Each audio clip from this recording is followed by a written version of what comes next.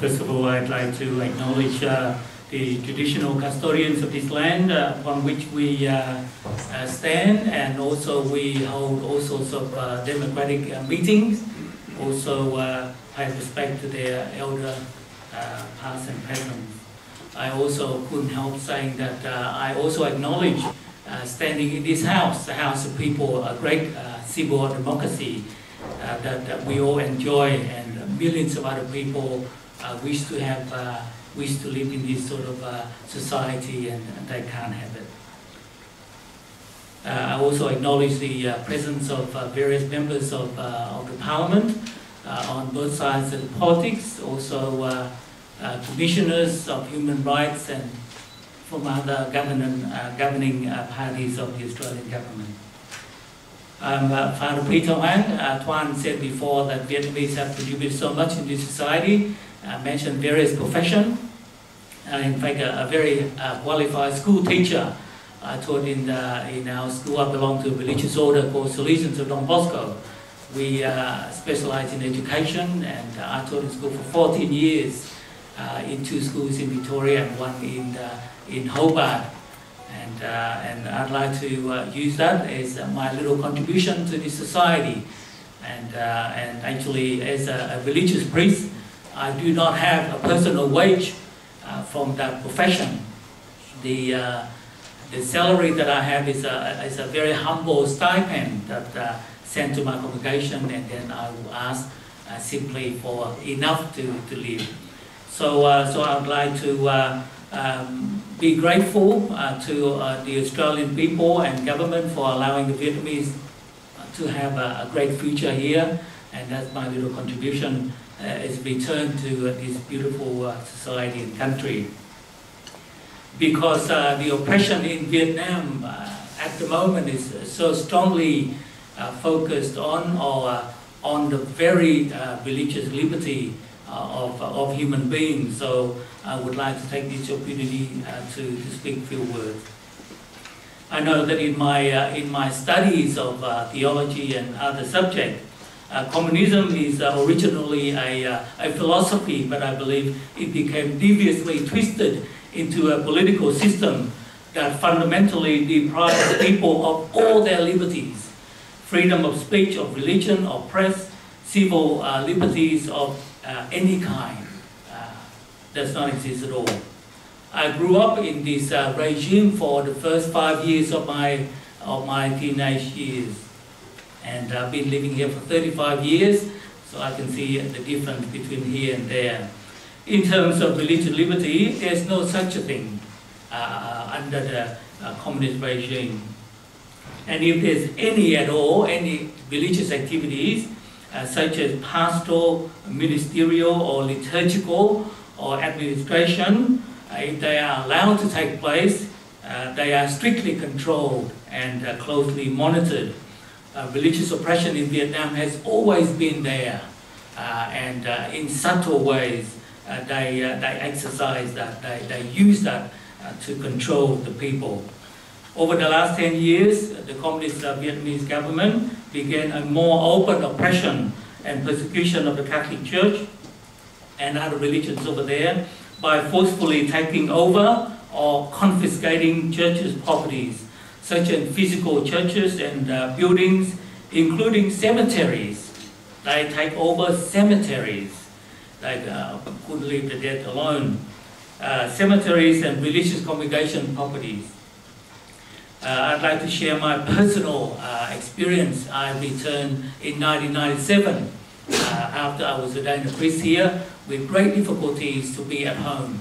All sorts of permission had to be applied for, and eventually I was allowed to celebrate the Eucharist in the parish church, but there were police sitting in the church watching me, and during the celebration, my parish priest was called out of the church and reprimanded for allowing me to stand in the middle. And then after the celebration, I was asked by the parish priest that make sure your families have money ready to give it to them so that they can allow you to have a party afterwards. That was in 1997. In 2008, I returned on the occasion of the parish priest's death, and I applied for celebrating an open outdoor Eucharist. 3 days before that, they allowed me to do it, and then 3 hours before we got everything ready, 3 hours before we started, I was given a ban from it. I was banned from celebrating the Eucharist, and I asked why, and they wouldn't give me a reason. And then I asked through their men, say that what can I do to have the permission? And they said, well, give the money, then you have the permission, which I refused to do. And so so many incidents, so many accidents, so many things that happened there that they deliberately oppress religious liberties over there. And so in recent times, as we have heard, Father Nam and Father Tuk have been severely punished for their simply speaking on behalf of their people and parishioners. The Catholic Diocese of Linh, which is situated in that affected area by the Formosa's steel company, and we have heard so much of that already. And so these two very courageous priests spoke up on behalf of people and taking their people to the government, the local authorities, to demand more justice for these suffering people. And Tuan mentioned before $500 million for compensation, but I believe that the communist government probably withheld half of that, if not more. And even full compensation of $500 million, what is that for hundreds of thousands of people affected by it?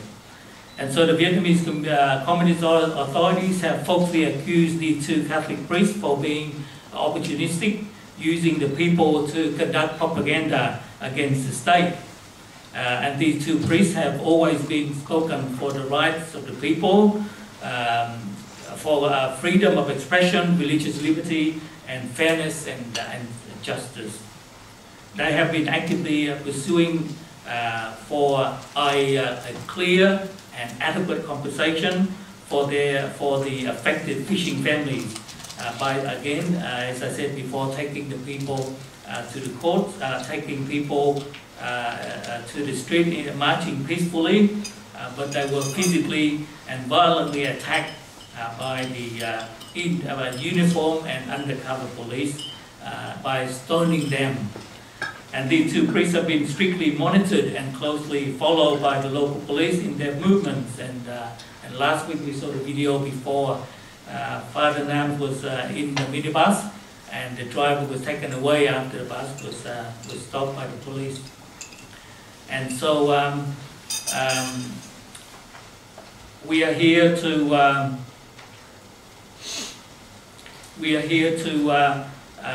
definitely demonstrate our solidarity with Fathers Nam and Tuk and with the Vietnamese Catholics there, and all believers, and indeed all people of Vietnam there who are being oppressed both subtly and also in open violence, and subsequently they suffered terribly at the hands of the local police and by the communist regime in general.